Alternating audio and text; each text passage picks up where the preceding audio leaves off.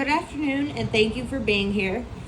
My name is Brooke Wells, and I am the parent of a beautiful, complex, and profoundly disabled child who loves rainbows, cars, and plants. My 8-year-old son is autistic, non-speaking, and lives with Mowat-Wilson syndrome, an extremely rare genetic disorder that affects nearly every aspect of his development.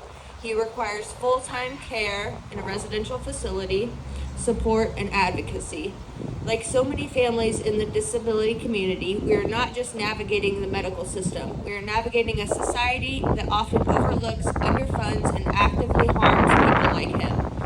When political leaders spread misinformation about vaccines, mock disabled individuals, or push policies that strip away crucial healthcare, education, and disability protections, it doesn't just hurt families like mine. It puts our children's lives at risk.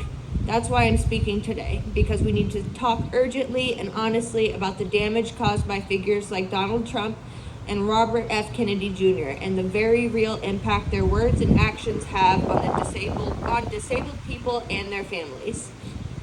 Let's begin with Donald Trump.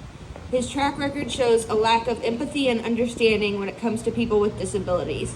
We all remember when he publicly mocked a disabled reporter in 2015, a gesture that sent a chilling message across the nation. But it didn't stop there. Under his administration, there were repeated attempts to slash Medicaid, an essential lifeline for millions of disabled Americans who depend on it for healthcare, therapies, and daily support. He appointed judges and officials with histories of opposing disability rights, and he showed little regard for enforcing the Americans with Disabilities Act, leaving many vulnerable to discrimination and exclusion.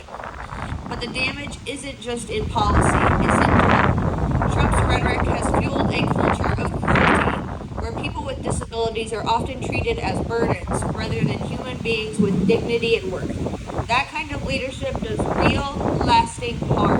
Now let's turn to Robert F. Kennedy Jr. While he claims to be a defender of children, his actions have been anything but helpful to autistic individuals. RFK Jr. has spent years promoting the dangerous and entirely debunked idea that vaccines cause autism. This is not only false, it is harmful. It has fueled vaccine hesitancy, undermined public health, and stigmatized autistic people by implying their existence is the result of some kind of tragedy or mistake. That narrative devalues our children, our siblings, and our friends. Instead of fighting for access to services, inclusive education, or healthcare for the disabled, RFK Jr. uses autism as a scare tactic in his anti-science crusade. That is not advocacy, that is exploitation. Both Trump and RFK Jr. speak about freedom, but their versions of freedom leave behind millions of disabled Americans and allow them to fall through the cracks of society. Real freedom means access. It means inclusion. It means policy shaped by compassion and facts, not fear and conspiracy. Our communities deserve leaders who see us, who fight for us, and who base their decisions on evidence and respect. We must raise our voice for truth, for dignity, and for a future where every disabled person is valued, not vilified.